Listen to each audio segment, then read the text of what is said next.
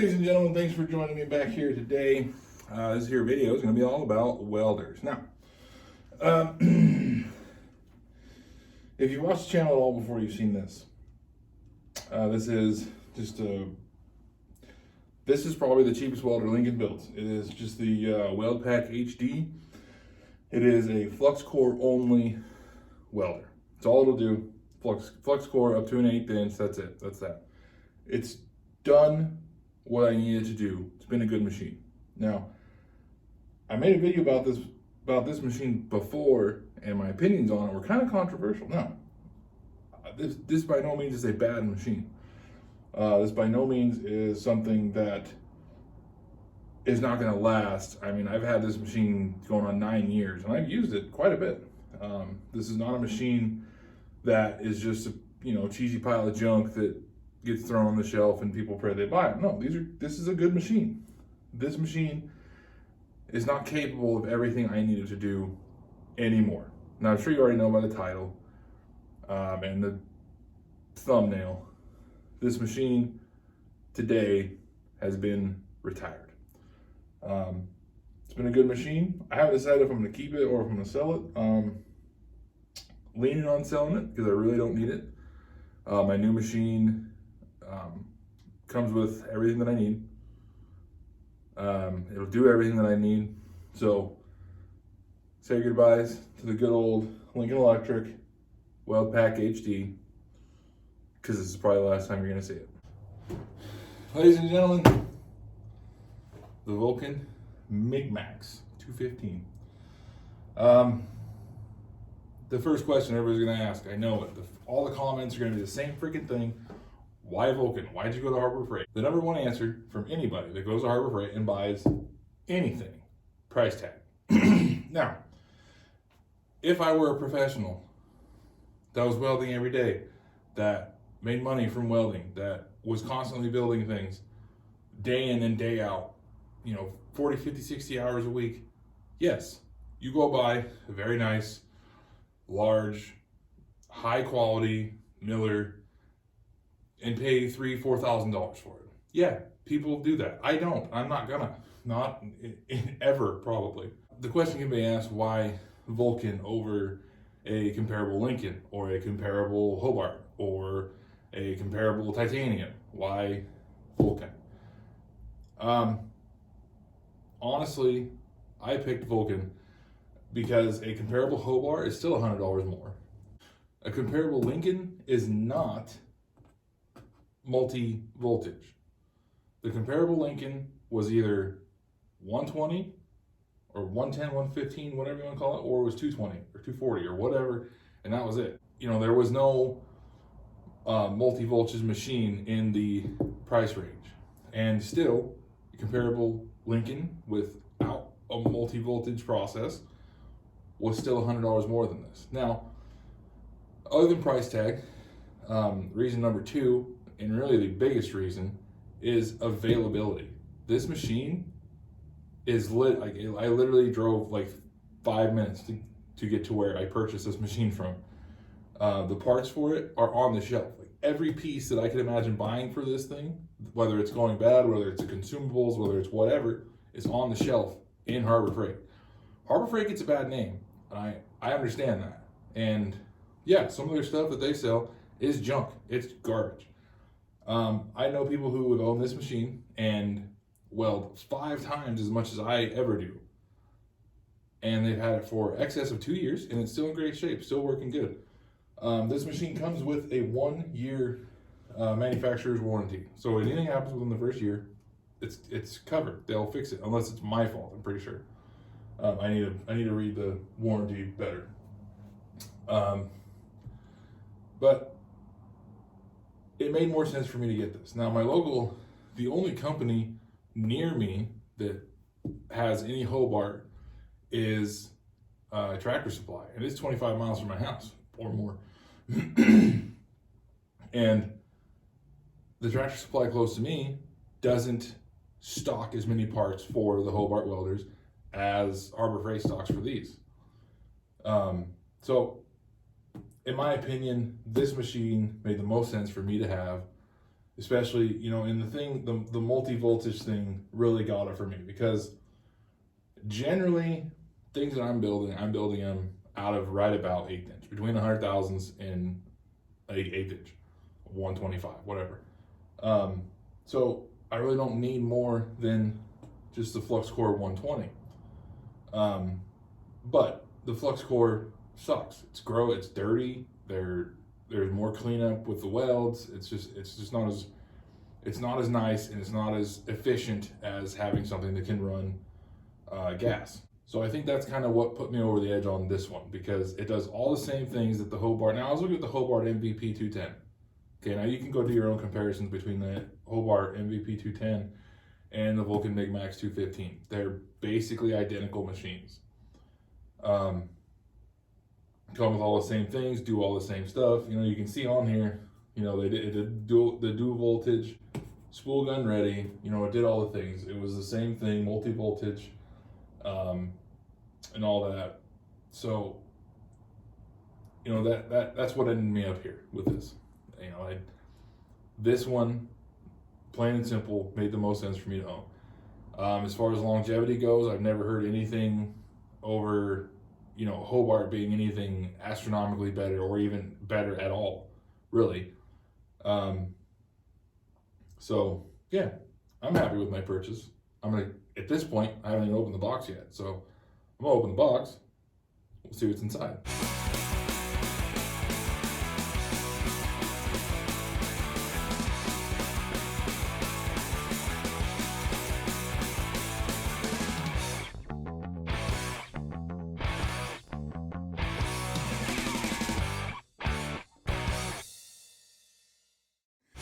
All right, so I got everything all unboxed here, sitting out, all still in plastic. First thing I want to say now, since this is a multi-voltage machine, it comes with this. This is the drive wheel for your wire. Now this one has two numbers printed on it, 0.045, 0.030/035. Now I'm assuming that this outside one is the one for 035, because that's what's stamped into that side of it.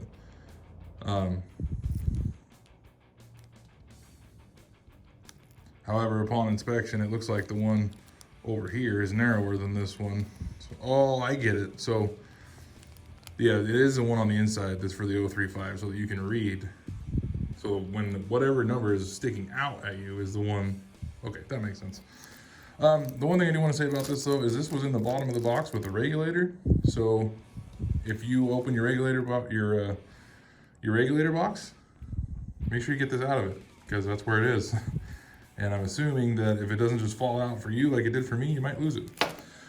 Regulator, you know, it's been so long since I've dealt with this type of welding. I mean, this thing, it's heavy.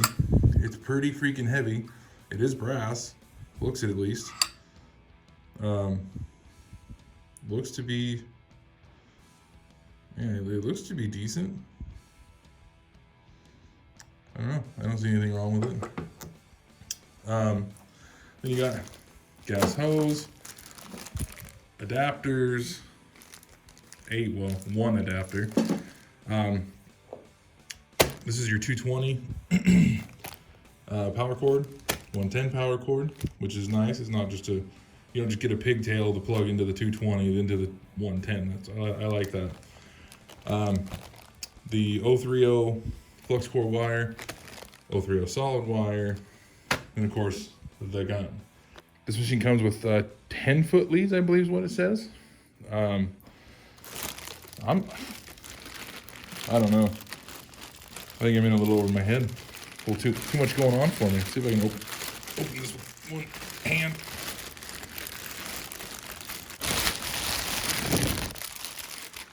Ready.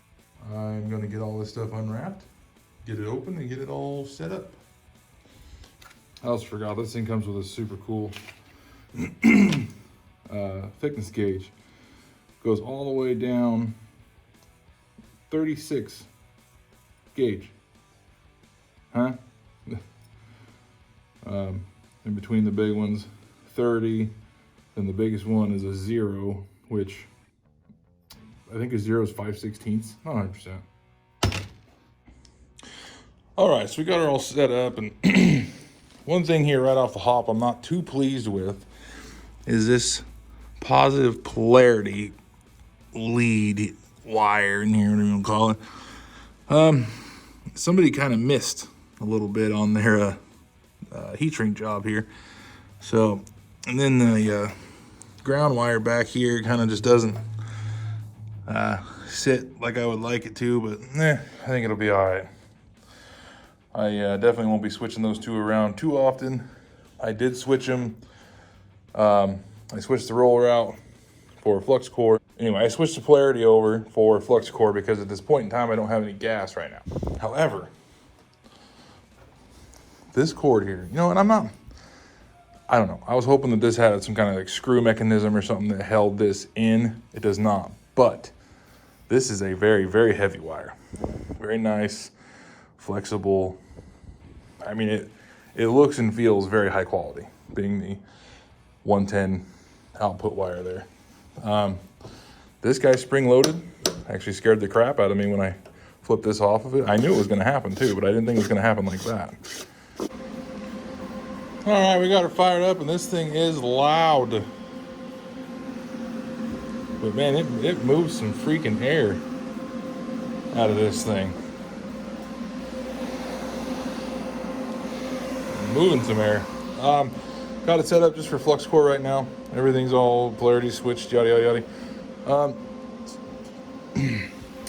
Most machines, you just grab the gun and pull the trigger. This thing has, well, right here. Wire feeds for 3 seconds when arc is not detected. For loading wire, use the cold wire feed switch. This guy right here.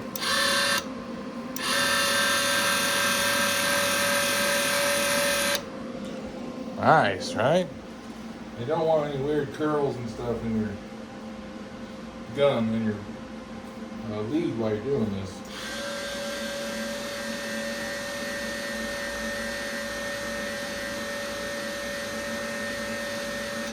And there we go. All right, all I got here is just an 1/8" wall piece of 6" tubing. I'm not gonna do anything crazy. I just kind of want to get a little bit going here, see what happens.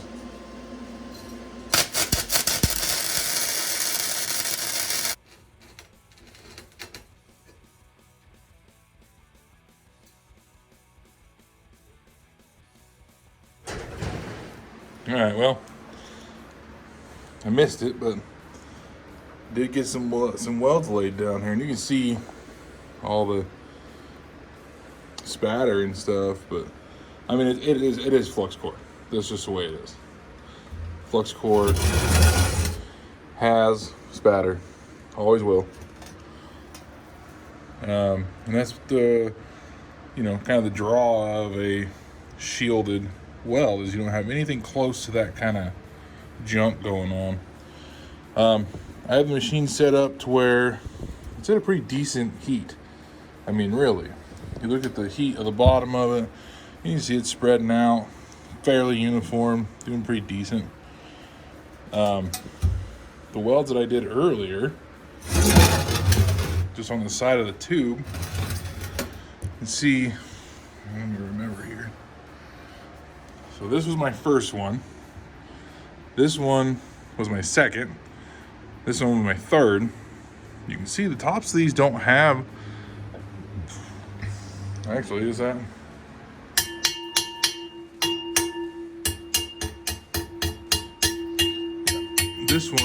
This one down here was where it was starting to clean up a little bit.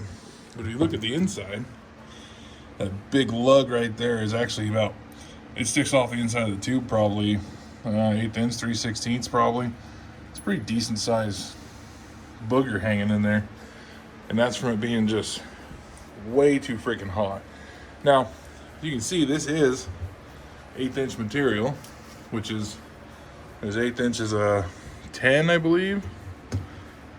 Okay, so that's an 11 gauge. 10's a little big, 11's just right. 12 doesn't fit at all. So that's an 11 gauge material, which is about 1/8". If we come over here,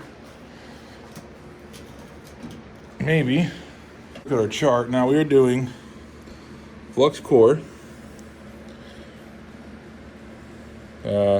Nothing. Yeah, DC negative.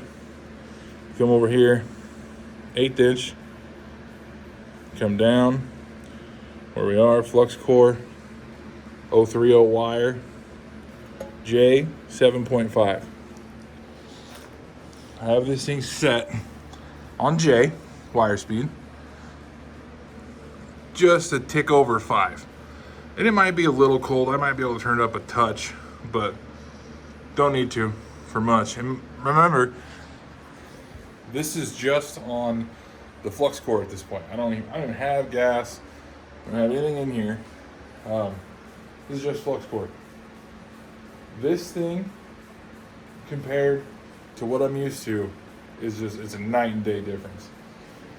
This machine compared to this machine, this little Lincoln over here, in order for me to weld this stuff on a little Lincoln, that machine is tapped. It's as high as it'll go, and it does not burn in like that does. This thing is not even set as hot as they say that I should, and it's burned. I mean, it's freaking hot. I mean, I'm super impressed. So, for people who are wondering, this machine, I want to go over this chart a little bit because I was not able to find a video on YouTube that went over this chart well. So this machine is a 110 volt, 120 volt, whatever you want to call it, just standard household wall socket, and 220, which is the big, like your dryer hooks into 220, your stove hooks into 220. That's the big socket. This machine will do both. Now, on the 220 side, you have to have the argon, 75% argon, 25% CO2. This machine on that with 035 wire will do all the way up to 3/8. Okay, now that's with the 035 wire. With what I have, what they send with it, with the 030 wire, it will only go to quarter. So, but my opinion, with the way that the flux core side has worked, this machine will probably do 3/8 with the 030 wire, especially if you do multiple passes. Now on the flux core side, there's this heavy orange bar here in the middle that splits the two, between 120 and 240. So this is a little heavier orange in the center here, 120, 240. So the flux core side, 120 only. You can do with or without gas, same gas mixture, 75-25. With the 030 wire that came with it, it will do 14 gauge. With 035 wire, it will do 1/8 inch. That's with the shielding gas on 120. Okay, now without the shielding gas, the flux core on the 120, you can do with the 030, 18 to 1/8. That's the same across the board with the 030 and the 035 wire. Okay, 18 gauge all the way up to 1/8. This thing on 045, I didn't even know that they made 045 wire. They don't make it in flux core. But you can use 220 with the shielding gas. Well, I guess they do make a flux core, but it has to be 220. And it'll do 14 gauge up to 3/8. That's with a flux core 045 wire. I never even heard of that. Crazy. But solid wire, shielding gas with the 035, it'll do 18 gauge is the lowest, all the way up to 3/8 is the thickest. 030, they only want you being 18 to quarter. We went over that. 025 wire, 24 gauge, all the way to 1/8. That's on 240 volt with a shielding gas. So it's a really versatile machine. I haven't even began to scratch the surface with this machine yet. I literally just bought this thing today. I'm super excited about it right now. Very impressed with it so far. It is above and beyond what I'm used to, what I've used for the last ever. Way more powerful, way more tunable, way easier to use. So far, I'm freaking in love with it. This clamp, I'm quite impressed with. You know, it has this looks like all, you know, it's got that copper strap in there. Copper, I'm sure that's not copper parts, you know, on the clamp itself. Nice heavy wire, pliable. It feels like quality stuff, just like the outlet cord over there. The gun, it's, I don't know. I need a lot more time with this thing to decide if I like this or not. The button is kind of squishy. No clickiness to it really. There's no, I don't know. I don't dislike it, but I'm not sure I'm 100% fond of it. This hook right here, I don't know. I do like the springs. I like the springs. They're on both ends. Down here, the tip of the gun, you can see there's another spring coming out of the machine. Nice though, very nice. Now, again, I'm gonna keep saying this over and over again. I don't have a ton of experience with welding and with different machines and stuff like that. What I do know is, I mean, I've used Millers, I've used high-end Millers, I've used high-end Lincolns. They're great machines. They really, really are. But for my uses, for my purposes, I don't see any reason for me to have more than this machine. Honestly, this machine might be a little overkill for me. I could have saved myself a couple $100 maybe, got a smaller machine, and just ran with it. But you know what? One of my favorite sayings is overkill or no kill. So, overkill. I think, you know, man, I like it a lot. One thing that has kind of freaked me out a few times is anytime you turn this machine on, takes it a second, waiting, there it goes, kicks on, lights in the garage flicker. It's loud. This blue light says Synergy next to it, or Synergic. I don't even know what that is. Then you got your on up here, right? Every time you flip this switch off, your overheat warning kicks on.